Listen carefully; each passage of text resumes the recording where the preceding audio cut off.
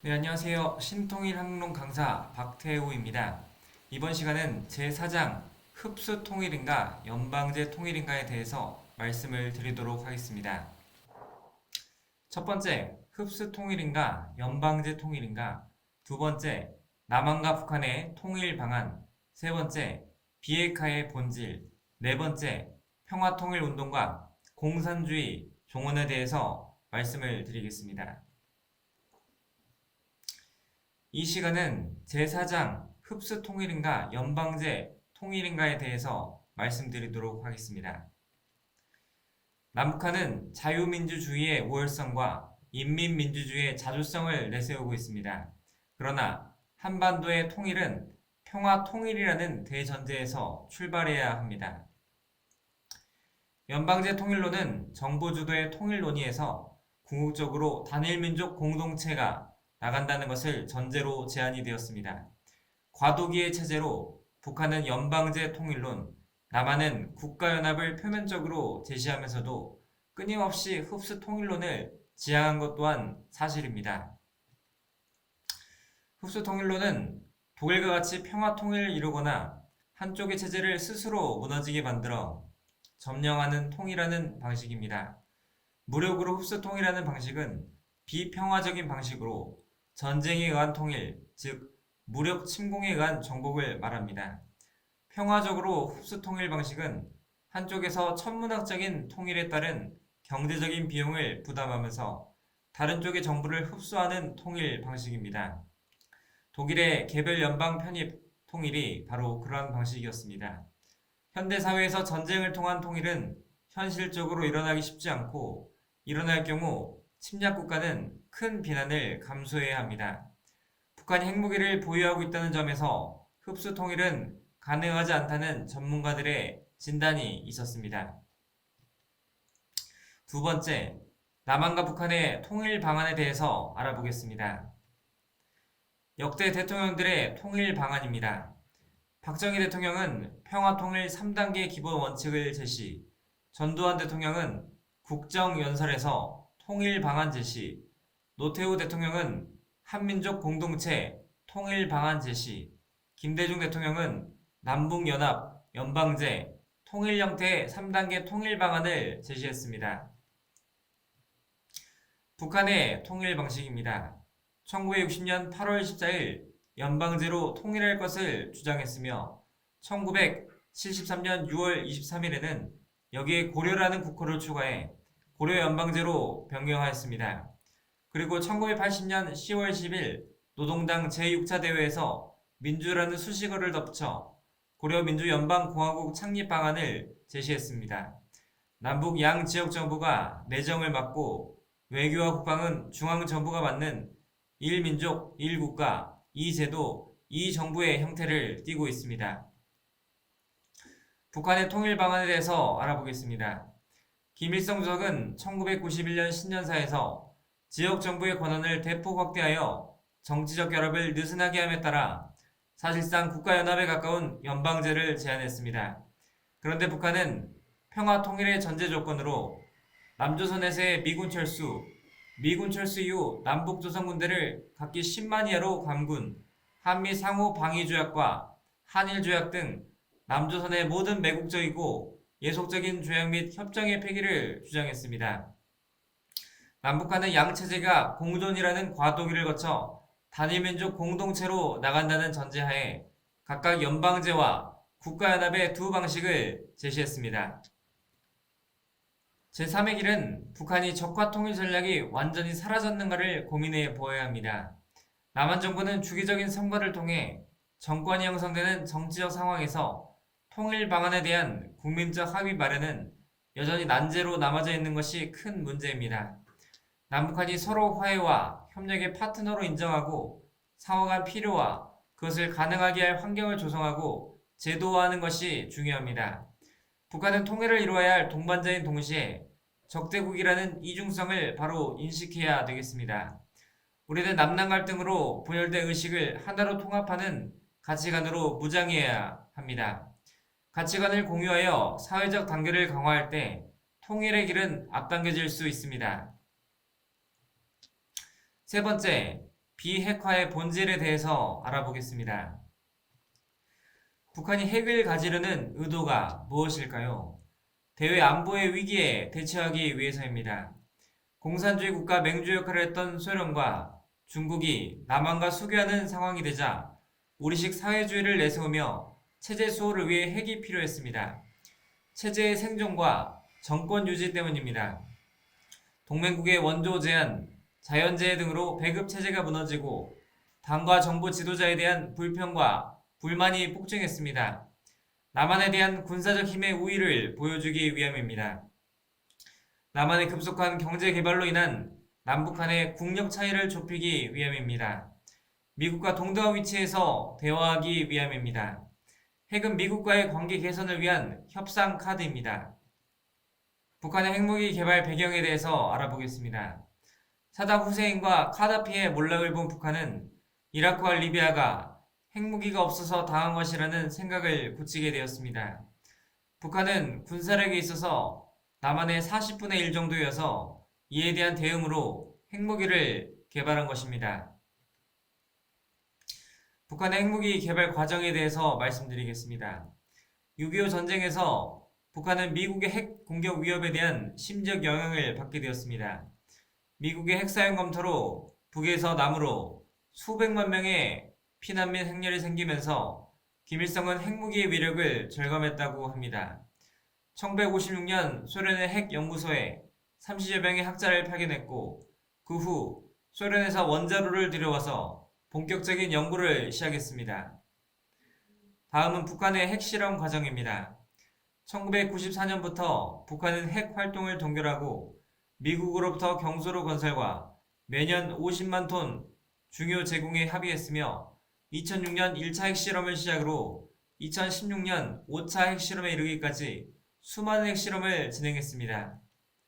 북한의 1차에서 6차 핵실험 비교 내용입니다.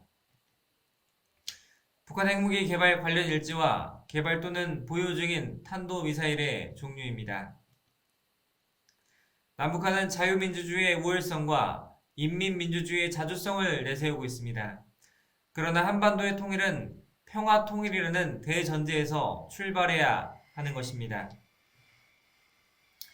북한은 평화통일 전제 조건으로 남조선에서의 미군 철수 이후 남북조선 군대를 각기 10만 이하로 감군, 한미 상호 방위조약, 한일조약 등 남조선의 모든 매국적이고 예속적인 조약 및 협정의 폐기를 주장했습니다. 두 체제의 이데올로기적 담론은 그 자체가 생명을 담보하고 싸우는 생존 논리이고 가치관의 선악투쟁입니다. 평화통일의 뒤안길에는 숨어있는 이데올로기라는 대립이 감춰져 있습니다. 흡수통일은 독일과 같이 평화통일을 이루거나 한쪽의 체제를 스스로 무너지게 만들어서 점령하여 통일하는 방식입니다. 최근 진행되었던 남북평화회담, 북미회담은 비핵화와 평화에 대한 본질을 극명하게 드러내는 회담이었습니다.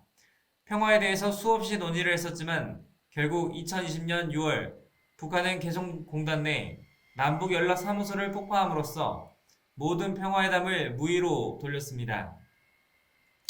다음 북미 정상회담이 진행됐습니다. 도널드 트럼프 전 미국 대통령과 김정은 북한 국무위원장이 싱가포르와 베트남에서 회담을 진행했었습니다. 하노이 2차 북미 정상회담은 우리에게는 북한 비핵화를 점진적, 단계적으로 진행하는 굿 이너프 딜이었습니다. 하지만 그 후 1년 3개월이 지난 2020년 6월 16일 북한은 개성 남북 공동연락사무소 청사를 폭파했습니다. 북한은 위장 평화주의를 내세우고 있습니다. 우리도 원자탄을 생산하게 되었다. 미국이 원자탄을 사용하면 우리도 사용할 수 있다. 1972년 7.4 공동선언 직후 김일성 주석이 언급한 내용입니다. 우리가 만반의 전쟁 준비를 갖추고 있다가 일단 유사시 남조선을 해방하고 조국을 통일하게 되면 남조선의 발전된 경제가 다 우리 것이 된다. 남조선을 해방하고 조국을 통일하기 전에는 우리에게 평화란 있을 수 없다는 사실을 순간도 잊어서는 안 된다고 했습니다. 북한은 늘 그렇지만 믿을 것은 핵밖에 없다. 수령님 때 조국을 통일하자면 미국 본토를 때릴 수 있는 능력을 키워야 한다. 그래야 마음 놓고 조국 통일의 대사변을 주동적으로 맞이할 수 있다고 강조했습니다. 우리는 인식의 전환이 필요합니다. 핵이 북한의 체제를 보장해주는 것이 아니라 체제를 위협하는 존재라는 인식의 전환이 중요한 것입니다. 김정은 위원장은 애초에 비핵화에 대한 의지가 없고 핵을 통한 자신의 체제 인정, 미국과의 수교, 경제체제 해제 등의 협상 카드용으로 회담을 한다는 것입니다. 북한은 핵무기를 탑재한 잠수함도 가지고 있습니다. 잠수함을 공개하여 잠수함 발사 탄도미사일 운용 능력을 보여주었습니다. 북한은 지난 2012년 북한 헌법에 핵 보유국임을 명기했으며 2017년에는 장거리 탄도미사일 화성 15형을 발사한 후에는 국가 핵무력 완성을 선언했습니다. 김정일 위원장은 핵무기 능력을 강조하며 그날이 오면 미국은 북한과 싸울 수 없고 조국 통일을 이룰 수 있다고 강조했습니다. 미군이 우리나라에 어떻게 오게 되었습니까? 미군 주둔은 6.25 때문에 왔고 북한의 급변 사태 시 유엔군 사령부는 유엔 깃발을 들고 북한으로 가라고 했습니다. 하지만 유엔군이 종전 선언을 하게 된다면 유엔 깃발을 내려야 하는 것입니다. 북한과 남한의 평화는 어떤 의미를 지니고 있을까요? 북한의 평화는 남조선이 해방된 후 있다. 서울이 해방되어 김일성시로 명명되면 평화가 온다고 주장했으며 우리의 평화는 전쟁이 사라진 소극적인 상태라고 주장했습니다. 다음은 남한의 현실적인 평화를 살펴보겠습니다. 한반도 비핵화와 평화는 미국과 중국의 신냉전 체제가 해소되어서 동북아 평화가 전제되어야 한다. 우리 민족끼리는 잘못된 논리라는 것입니다. 노동의 소외와 계급혁명에서 평화가 나올 수 있을까요? 무릇 평화란 정신적 상태를 말하는데 유물론 사상에서 평화가 나올 수 있는 근거가 없습니다. 평화의 회담에 임하는 역대 자유민주주의 정권들은 어정쩡한 평화, 전쟁이 없는 상태를 평화로 인식해온 것이 화근인 것입니다. 우리는 앞으로 공생, 공영, 공의주의, 평화 본질주의로 가야 하겠습니다. 그것은 바로 하나님주의입니다. 하나님이 평화의 근원이라는 것입니다. 심정이 몸, 마음과 세계 평화의 본질입니다. 물질의 계급성, 이성도 아닙니다. 평화사상은 폭력을 거부하는 타주의입니다. 공생, 공영, 공의주의로 소유권, 양심, 심정을 해방한 개인에서 세계 평화로 가야 하겠습니다. 앞으로 비핵화는 어떠한 방법으로 가야 하는 것일까요? 유엔 주도하에 남북이 비핵화를 유도해야 하겠습니다. 비핵화에 대한 평화 이념을 수립해야 하겠습니다. 포괄적이고 단계적 수순을 병합한 접근을 해야 되겠습니다. 수습법에 따르는 절차와 과정을 거쳐야 한다는 것입니다. 국제승공연합이 1968년 창립이 되었습니다. 승공운동의 역사를 살펴보면 1968년 미국과 일본에서 국제승공연합이 창설되었고 전 세계 각 지역에 국제승공연합 지부가 결성되었습니다. 71년부터는 미국에서 대대적인 승공운동을 전개했습니다. 메디슨 스퀘어 가든 대회, 양키 스타디움 대회, 워싱턴 모뉴먼트 대회들이 연이어서 진행이 되었습니다. 1983년에는 중남미 전직 국가 정상들의 모임인 중남미 통합기구가 창설되어 중남미 공산화를 막는 데 기여했습니다. 1975년에는 구국 세계대회가 진행됐습니다. 서울 여의도 광장에서 60여 개국에서 100만 명이 운집한 가운데 대대적인 구국 세계대회를 개최하였습니다. 대한민국의 근대사에서 전 세계인들이 북한의 적화 야유거로부터 대한민국을 지키겠다는 강력한 결의를 보여주는 중요한 사건으로 기록이 되어 있습니다. 1976년에는 공산주의 종언과 실현을 주제로 미국 모뉴먼트 대회가 진행됐습니다.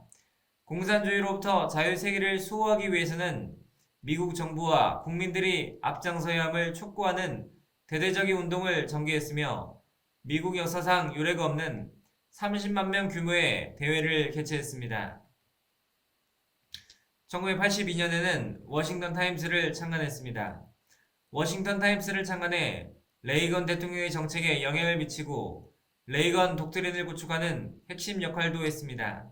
레이건은 SDI 방위 구상을 정책화시켜 소련의 붕괴를 이끌었습니다. 다음은 소련 제국의 몰락 선언 내용입니다. 문서면 총재께서는 카플란 박사에게 카플란 박사, 지금 아무리 소련이 팽창하고 있는 것 같아도 절대로 70년을 넘길 수 없으니 하나님을 믿고 소련 제국주의 멸망을 발표하시오 라고 말했습니다. 카플란 박사는 당신이 공산주의의 종언을 선언하는 날 공산주의는 그만큼 힘을 잃게 될 텐데 어찌 망설인단 말이오 라고 말하며 1985년 스위스 제네바 제2차 세계평화 교수협의회 국제학술회의 때 소련 제국의 멸망을 발표했습니다. 그 이후 6년 뒤에 소련 공산주의가 해체가 되었습니다. 프레이저 청문회가 있었습니다. 청문회는 문서면 총재 대승리로 끝났습니다. 문서면 총재님께서 보수 언론사인 워싱턴 타임스를 보유함에 따라 소련의 세계 적화 전략을 방지할 수 있었습니다. 미하일 고르바초프의 자서전 선택에서 만약 레이건과 내가 군축협정에 서명하고 양국 관계를 정상화하지 않았다면 그 이후 전개된 사태는 상상하기 어려웠을 것이다. 또한 소련이 개혁 정책을 시작하지 않았다면 나와 레이건은 그런 성과를 거두지 못했을 것이다. 레이건이 1983년 3월에 발표한 미사일 방위구상 SDI는 소련에 충격을 가했고 고르바초프가 군사 대결 노선으로부터 후퇴하는 결정을 내리기에 이르렀습니다. 고르바초프와의 회담에 대해서 말씀드리겠습니다. 문서면 하차 총재와 고르바초프 대통령 간의 역사적인 회담을 진행했습니다. 문서면 총재는 고르바초프 대통령을 만나 개혁 개방 정책을 더욱 담대하게 이끌어가야 함을 강조했습니다. 소련 땅에 종교의 자유를 허락할 것을 강력히 주문했습니다. 문서면 총재께서는 고르바초프 대통령에게 대통령께서는 페레스트로이카로 이미 훌륭한 성과를 거두고 있지만 그것만으로는 충분한 개혁을 할 수 없습니다. 지금 당장 소련 땅에 종교의 자유를 허락하십시오. 하나님 없이 물질 세계만을 개혁하려 한다면 페레스트로이카는 반드시 실패합니다. 공산주의는 이제 곧 끝납니다. 이 나라의 종교의 자유를 불어넣는 것만이 이 나라를 구하는 길입니다. 라고 강조했습니다. 문서면 총재께서는 공산주의 종언과 실현을 위해서 1990년 소련 대학생의 가치관 교육을 실시했습니다. 소련 대학생의 가치관 교육으로 소련 최초 1991년 소련 모스크바 대학교에서 통일원리 세미나를 개최했습니다. 이때 교육받는 소련 대학생들은 소련의 쿠데타를 저지했습니다. 소련 대학생의 쿠데타 저지를 통해서 소련 군부의 쿠데타를 실패하였고 소련 연방은 해체되었습니다. 이후 러시아가 탄생했으며 냉전은 종식되게 되었습니다. 소련 연방 해체에 대해서 알아보겠습니다. 오늘 1991년 12월 31일 기해서 마침내 소련의 낙과 망치가 그려진 붉은 깃발이 영영 지구상에서 사라지게 되었습니다. 소련이 세계 지도에서 없어지고 그 대신에 12개 거의 독립된 공화국으로 나누어지게 됩니다. 고르바초프와 옐친 대통령은 어제 소련 연방의 소멸에 대한 역사적인 이와 같은 합의에 도달했습니다. 이로 인해 레닌 동상은 철거되었습니다. 평화의 대통령 고르바초프에 대해서 알아보겠습니다. 문서면 총재는 1994년 한남국제연수원에서 고르바초프 대통령에게 대통령께서는 위대한 일을 해내셨습니다. 비록 소련의 서기장직 자리를 내놓으셨지만 이제 평화의 대통령이 되었습니다. 당신의 지혜와 용기 덕분에 전쟁 없이 세계 평화를 이룰 수 있게 되었습니다. 세계를 위해 가장 크고 영원하고 아름다운 일을 하신 겁니다. 하나님의 일을 대신하신 당신은 평화의 영웅입니다. 러시아 역사에 길이 남을 이름은 마르크스도 아니고 레닌도 아니고 스탈린도 아니고 오직 미하일 고르바초프입니다. 라고 말씀해 주셨습니다. 문서면 총재께서는 1987년 5월 15일 남북통일운동 국민연합을 창설해 주셨습니다. 하나님주의에 기반한 부익사상을 중심으로 남북통일운동을 전개하고 있습니다. 남북통일국민연합은 국제승공연합의 기반을 남북통일운동에 접목하여 범국민 통일운동을 확대해 나가는 것에 목표를 두고 참사랑과 하나님주의를 중심한 남북통일 방안을 제시하고 있습니다. 1991년에는 북한 정부의 초청으로 문서면 총재와 김일성 주석이 만나기도 했었습니다. 김일성 주석을 만나 피는 물보다 진하다. 사랑만이 문제 해결의 핵심이다. 인간 중심의 주체 사상으로는 북한이 망한다고 강조하며 공산주의에 대해서 비판했습니다. 다음은 김일성 주석과의 회담 내용입니다. 1991년 12월 6일 흥남시 마전 주석 공간에서 공산 독재자인 김일성 주석과 세계적인 승공 지도자인 문선명 총재가 만났습니다. 각종 현안과 남북관계 개선을 위한 사안에 대한 구체적인 합의, 회담 이후 12월 31일 한반도 비핵화 공동선언에 남북한이 조인했습니다. 만난 이후 남북 정상회담이 논의되었고 이산가족 상봉이 이루어지게 되었습니다. 차후 대북 정책입니다. 북한 핵에 대한 전망을 보면 김정은은 절대 핵을 포기하지 않을 것입니다. 김정은은 핵을 포기할 수도 없고 포기할 이유도 없다는 것입니다. 핵은 김일성의 유언이므로 김정은이 포기하고 싶어도 군부가 용서하지 않을 것입니다. 러시아 우크라이나 전쟁을 통해서 핵의 중요성이 극명하게 드러나게 되었습니다. 우리는 내부적으로 북한을 핵 소유 국가로 인정하고 그에 맞는 국가 정책을 수립해야 한다는 것입니다. 격암유록에 나온 남북 통일에 대한 예언 내용입니다. 다음은 북핵에 대한 대책입니다. 전범 가족을 신문에 게재하며 무수한 포압, 폭탄 제조 및 실전 배치, 핵 연료 폐기물 재처리권 획득, 원자력 잠수함 건조를 하는 것입니다. 다음은 존 디토의 미래 한국 지도입니다. 다음은 문서면 총재의 말씀을 근거로 한 남북 통일에 대한 거시적 전망입니다. 미래의 신통일한국의 위상은 이렇습니다. 남한, 북한, 일본, 중국, 동북 3성의 통일된 대한민국을 보자면 인구는 3억 1천만 명으로 무려 세계 4위이고 국토는 세계 20이며 향후 세계 10위권까지 진입이 가능합니다. 그리고 경제력은 국가 총생산 부분에서 세계 3위이고 국방력은 세계 5위로서 핵을 보유한 군사 강대국을 이룬다는 것입니다. 오늘 제4장 흡수통일인가 연방제 통일인가를 들어주신 많은 분들께 감사드리면서 이상으로 강의를 마치도록 하겠습니다. 감사합니다.